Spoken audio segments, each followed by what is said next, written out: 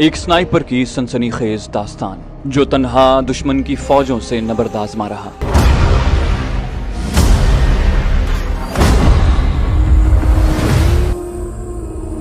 आपके लिए पेश खिदमत है।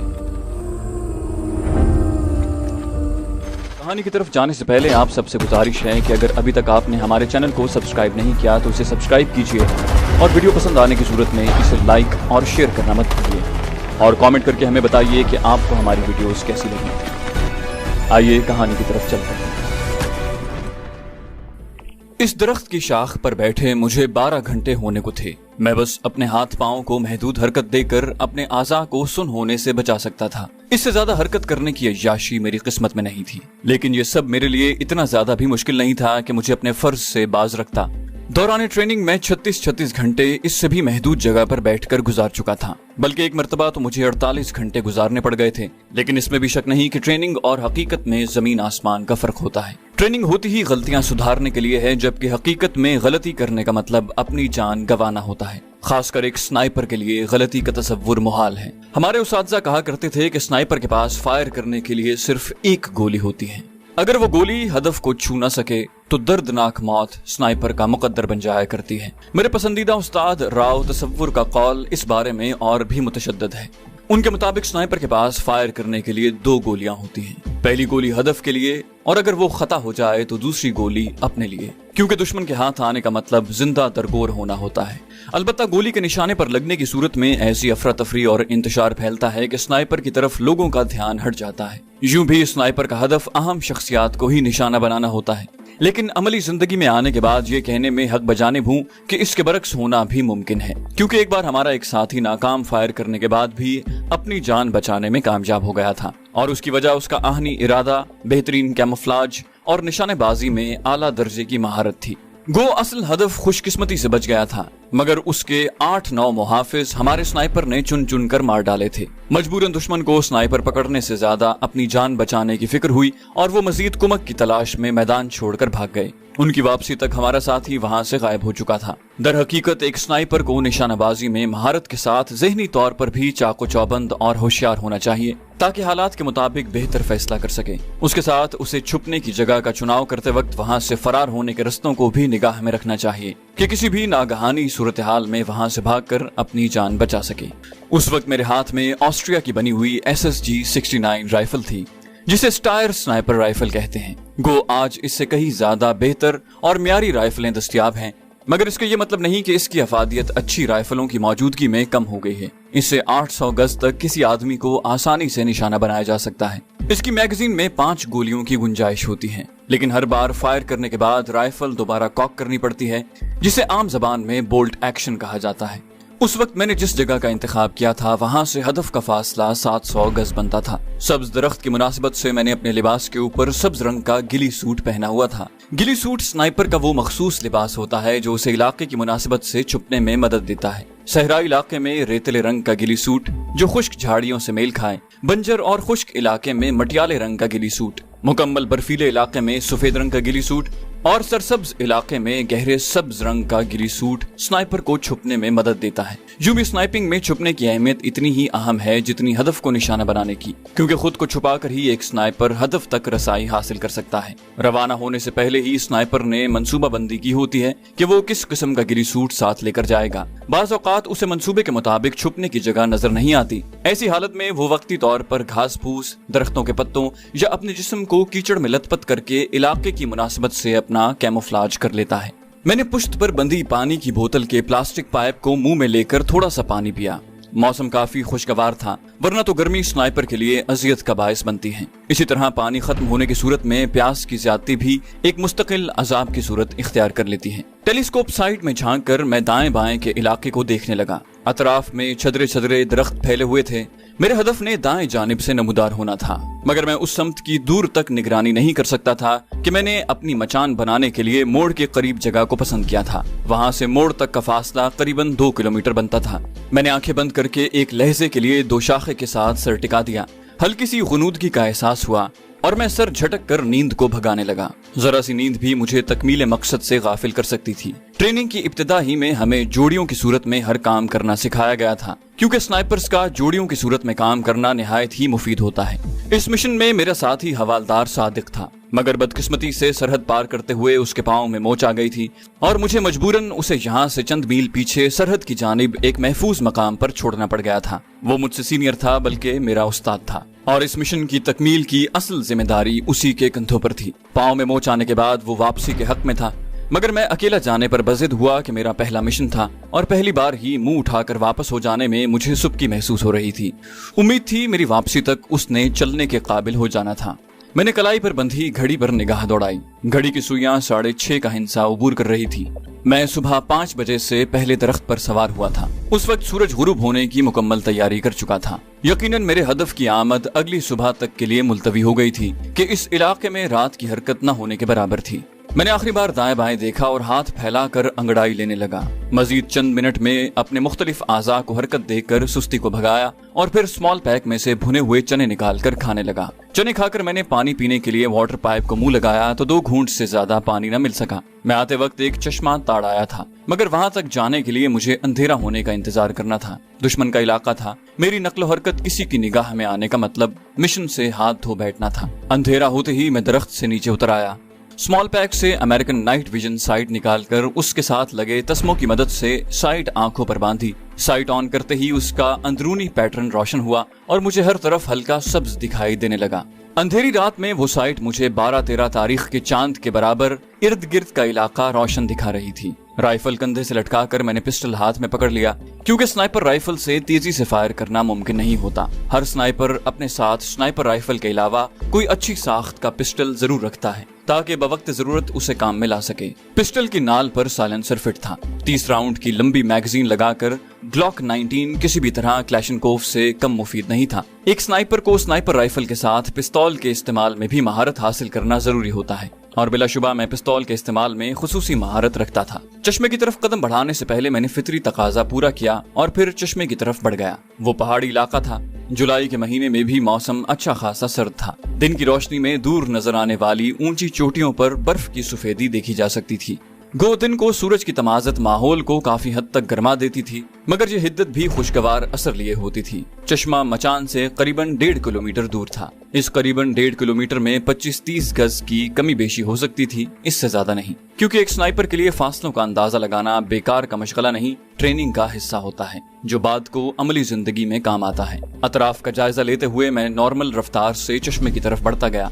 जंगली जानवरों से मुठभेड़ होने का खतरा न होने के बराबर था। गो इस इलाके में कभी कभार रीछ और शेर नजर आ जाते हैं, मगर ऐसा वाकया खाल खाल ही पेश आता है। अलबत्ता वहाँ लोमड़ कसीर तादाद में मौजूद हैं। दुश्मन के गश्ती दस्ते भी चूंकि पहले से मौजूद रस्तों पर गश्त करते रहते हैं, इसलिए उनकी तरफ से भी मैं बेफिक्र था। लेकिन किसी भी किस्म की अनहोनी, अचानक सर पर पड़ने वाली उफ्ताद का गुमान, उसके साथ रात का अंधेरा, अनजान इलाका, दुश्मन की सरजमीन और तकमील मकसद से पहले किसी हादसे का खतरा और इस जैसे कई एक एहसासात बहरहाल मेरे दिल में जरूर जागुज़ी थे। हल्की हल्की हवा चलना शुरू हो गई थी। ये हवा सर्दी बढ़ाने का सबब बनती है, क्योंकि ये बर्फीली चोटियों से घूम फिर कर यहाँ पहुँचती है। चश्मे के करीब पहुँचकर मैं बैठ गया और हाथों का ओक बनाकर पानी पीने लगा। निहायत ठंडा और शीरीं पानी था। खूब सेर होने के बाद मैंने स्मॉल पैक से प्लास्टिक की बोतल निकाली और उसे भरने लगा। बोतल भरकर मैंने स्मॉल पैक में रखी और वापस चल पड़ा। लेकिन वापस चलने से पहले मैंने कुतुबी सितारे को देखकर समत का तायुन जरूरी समझा था। गो मेरे पास कंपस भी मौजूद था, लेकिन आसमान साफ होने की वजह से उसकी जरूरत मुझे महसूस नहीं हुई थी। एक स्नाइपर के जरूरी सामान में कंपस, दूरबीन, नाइट विजन साइट, नक्शा, चाकू, रस्सी, विंड मीटर, टॉर्च, लाइटर या माचिस और वायर कटर वगैरह की मौजूदगी निहायत जरूरी है। वापस जाते हुए मेरे जहन में अपने सीनियर की हिदायत उजागर हो गईं, जो उसने मिशन पर रवाना होने से पहले हमें दी थी। 28 या 29 जुलाई को इस इलाके में ब्रिगेडियर प्रकाश की आमद मुतवक्के है।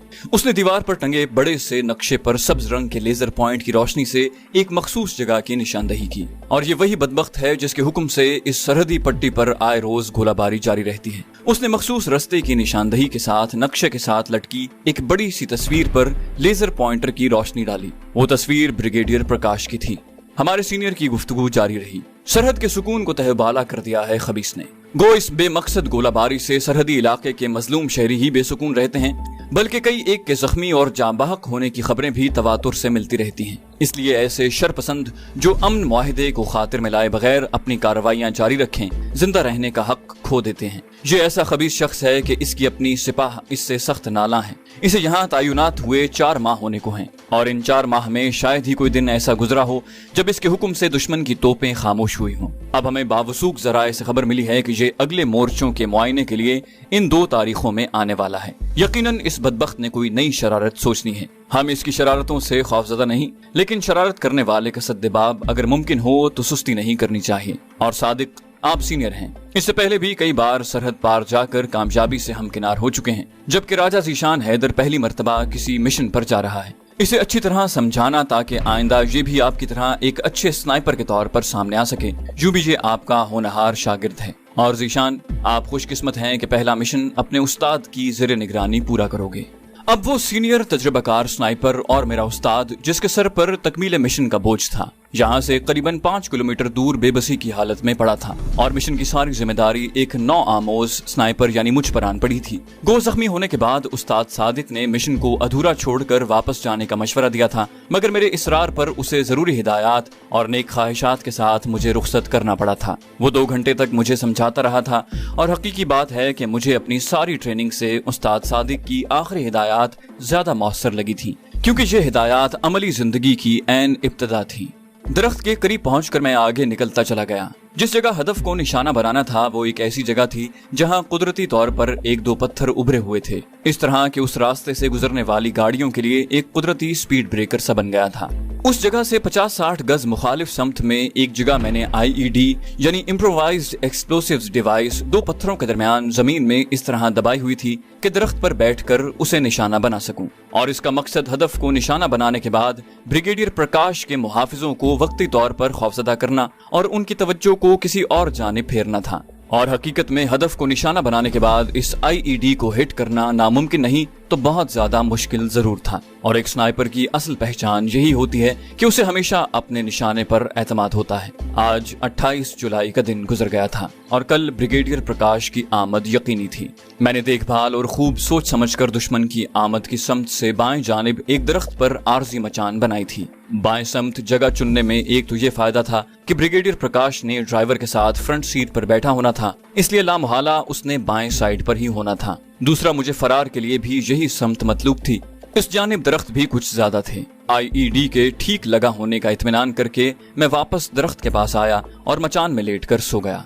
खुद को रस्से से बांधना मैं नहीं भूला था, वरना दूसरी सूरत में नीचे गिरकर मैं जख्मी या हलाक हो सकता था। सारे दिन की थकन और बेआरामी के बावजूद मैं रात को अच्छी तरह नहीं सो सका था। बार बार आंख खुल जाती थी। एक बार तो सीटी की आवाज सुनकर मैं बेसाख्ता चौंक उठा और दोबारा सीटी बजने पर मेरे होंठों पर मुस्कुराहट दौड़ गई थी, क्योंकि गुनूदगी भागते ही मैंने आवाज को पहचान लिया था। ये उस इलाके में मौजूद एक बड़े साइज के चूहे की आवाज थी, जो जिसामत में बिल्ली से भी बड़ा होता है। इसका मकामी नाम तरशून है। अपने बिल के धाने पर खड़ा होकर जब ये जोरदार आवाज निकालता है तो बिल्कुल यूं महसूस होता है जैसे सीटी बजाई जा रही हो। सुबह तड़के उठकर मैं जरूरियात फितरत से हम कलाम हुआ और फिर दरख्त पर चढ़कर ऊँघने लगा।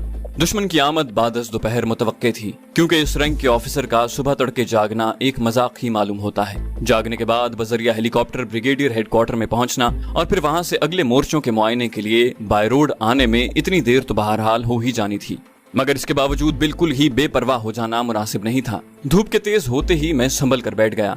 वक्फे वक्फे से मैं दूरबीन के जरिए इर्द गिर्द के इलाके का जायजा भी ले लेता था। जो ही सूरज ने निस्फ सफर तय किया, मतलूबा समत से एक जीप नमूदार हुई। मैंने दूरबीन आंखों से लगा ली। जीप का नजारा बिल्कुल करीब हो गया था। फ्रंट सीट पर बैठे हुए दोनों जवानों की शक्ल ब्रिगेडियर प्रकाश से बिल्कुल मेल नहीं खाती थी। थोड़ा मजीद नजदीक आने पर उनके रैंक भी नजर आने लगे थे। ड्राइवर के साथ दरमियानी रैंक का एक आदमी बैठा था, जबकि अकबी जानिब 3 आदमी क्लैशनकोफों से लैस खड़े थे। जीप सुस्त रफ्तारी से चल रही थी। यकीनन ये ब्रिगेडियर प्रकाश के आने से पहले रास्ते की देखभाल कर रहे थे। मेरे तने हुए आसाब ढीले पड़ गए थे। वो इसी सुस्त रफ्तारी से उस कच्चे रास्ते पर से गुजरते चले गए। मुझे यकीन था कि इंतजार की घड़ियां खत्म होने को हैं। अपने कैमोफ्लाज का बगौर जायजा लेकर मैं ब्रिगेडियर प्रकाश के इस्तकबाल के लिए तैयार हो गया। घुटनों पर रखी राइफल मैंने हाथों में थाम ली थी। टेलीस्कोप साइट के सामने और अकबी तरफ के ग्लास कवर उतार कर मैंने मोड़ की समत शिस्त बांध ली। साइट के अंदर 3 गहरी स्याह लकीरें नजर आ रही थीं।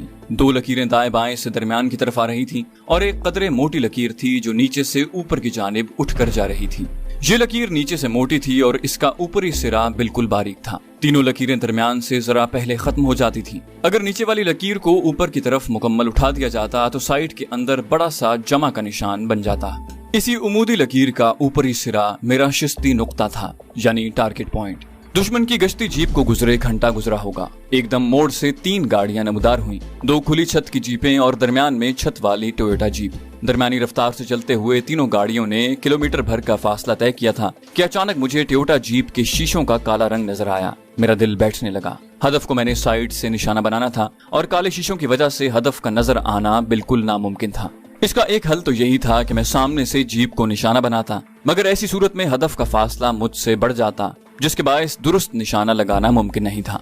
इस राइफल से 800 मीटर तक दुरुस्त निशाना लगाया जा सकता था। अगर 800 मीटर से फासला बढ़ जाता फिर निशाने की दुरुस्ती यकीनी नहीं थी। मेरे गुमान में भी नहीं था कि इस मनहूस की जीप काले शीशों वाली होगी। यूं भी आर्मी में जीपों के काले शीशे इससे पहले मेरी नजर में नहीं गुजरे थे। एकदम मुझे अपना मिशन नाकाम होता दिखाई दिया। मेरे पास सोचने के लिए 2-3 मिनट से ज्यादा का वक्त नहीं था। ब्रिगेडियर प्रकाश ने वापसी के लिए दूसरा रास्ता इख्तियार करना था जो जहां से 15-20 किलोमीटर दूर था। ब्रिगेडियर प्रकाश से पहले वहां तक पहुंचना मेरे लिए नामुमकिन था।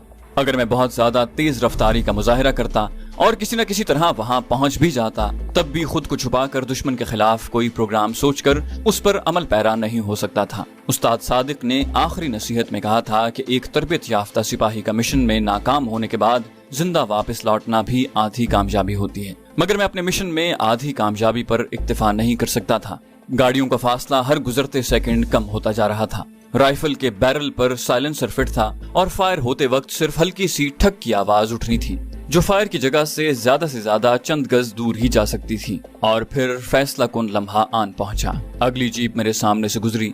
ब्रिगेडियर का टोयोटा उससे 20-25 गज पीछे था। मैं सेकंड भर में एक नतीजे पर पहुंचा और शिस्त लेते हुए ट्रिगर दबा दिया। ठक की आवाज के साथ बुलेट ने मजल को छोड़ा और उसी लम्हे सबसे आगे वाली जीप का पिछला टायर जोरदार धमाके से फट गया। जीप हल्के से लहरा कर रुक गई। जीप में खड़े बावर्दी हथियार बरदार जवान छलांगे लगाकर नीचे उतरे और चारों तरफ सरसरी नजर दौड़ाकर टायर की तरफ मुतवज्जे हो गए। तीनों गाड़ियां रुक गई थीं। सबसे आखिरी जीप में मौजूद हथियार बरदार जवानों ने भी जीप से उतरकर अतराफ में पोजीशन इख्तियार कर ली थी। इस दौरान मैंने कॉकिंग हैंडल को खींचकर राइफल इस एहतियात से दोबारा कॉक कर ली थी कि खाली केस नीचे जमीन पर न गिरने पाए।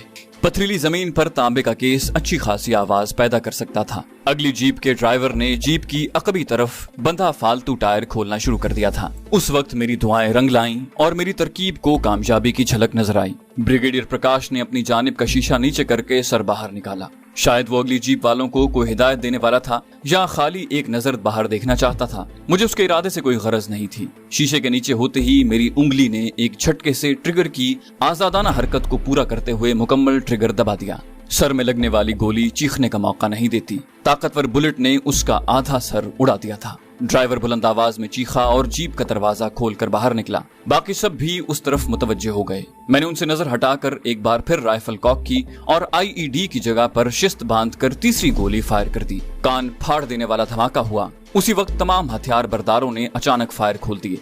क्लैशनकोफों की फायर की तड़तड़ाहट से माहौल गूंज उठा था।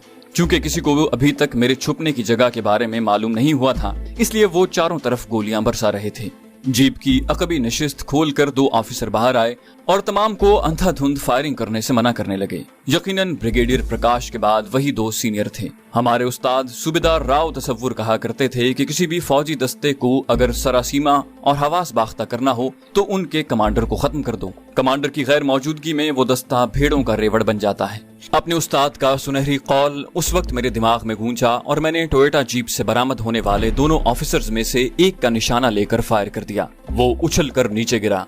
दूसरा एक लम्हे के लिए शौक की कैफियत में आ गया था। मौका गनीमत जानते हुए मेरी राइफल ने मैगजीन में मौजूद आखिरी गोली उगली और दूसरा भी उसके करीब गिरकर बिन पानी की मछली की तरह फड़कने लगा। मैंने सुर्रत से मैगजीन बदली की। उस वक्त वहाँ 8 बंदे जिंदा नजर आ रहे थे। उनमें से एक की क्लैशनकोफ का रुख उन्हीं दरख्तों की तरफ था जहाँ मैं छुपा हुआ था। मैंने दिफाई उसूल को मद्देनजर रखते हुए सबसे पहले उसी से जान छुड़ाने का सोचा और अगले लम्हे वो मुर्गे बिस्मिल की तरह तड़प रहा था। उसूलन मुझे ब्रिगेडियर प्रकाश के मरते ही वहाँ से फरार होना चाहिए था, मगर दुश्मन की कम तादाद और अपनी गोलियों को मुसलसल निशाने पर लगता देखकर मेरा हौसला बढ़ गया था। बकौल उस्ताद मोहतरम, स्नाइपर की मिसाल अंधेरे के तीर जैसी होती है कि जाने किस वक्त कहां से निकलकर गर्दन से पार हो जाए। नजर न आने वाले दुश्मन का खौफ दिखाई देने वाले दुश्मन से कई गुना ज्यादा होता है। अगली ठक ने एक और जिंदगी छीन ली। कोई चीखा, भागो, हम दुश्मन के घेरे में हैं। एक आदमी ने आखिरी जीप स्टार्ट करके रिवर्स गियर लगाया, मगर चंद गज से ज्यादा पीछे हटना उसे नसीब न हो सका। मेरी चलाई हुई गोली ने उसे स्टीयरिंग पर लेटने पर मजबूर कर दिया। बाकी आदमी गाड़ियों का ख्याल दिल से निकाल कर सरपट दौड़े। मेरी राइफल की रेंज से निकलने से पहले 2 मजीद रूहें अपने फानी जिस्म से रूठ कर महवे परवाज हो चुकी थीं। वो सरपट मोड़ की तरफ भागते जा रहे थे। मुसलसल अपने साथियों को लाशों में तब्दील होता देखकर उनके सोचने समझने की सलाहियतें मफकूद हो चुकी थीं, जबकि मेरा हौसला आसमान को छू रहा था। उनके आउट ऑफ रेंज होते ही मैं सुर्रत से नीचे उतरा और दरख्तों की आड़ लेकर वापस चल पड़ा। तो दोस्तों, ये थी हमारी नई सीरीज की पहली किस्त। उम्मीद करते हैं आपको हमारी वीडियो पसंद आई होगी। जाने से पहले आपसे गुजारिश है कि इस वीडियो को लाइक कीजिए, शेयर कीजिए और कमेंट करके हमें बताइए कि आपको हमारी वीडियो कैसी लगी। और अगर अभी तक आपने हमारे चैनल को सब्सक्राइब नहीं किया तो इसे सब्सक्राइब कीजिए ताकि आपको तमाम वीडियोस बर वक्त मिलती रहें। आप सबसे कहानी की अगली किस्त में मुलाकात होगी। तब तक अपना ख्याल रखिएगा। अल्लाह हाफिज।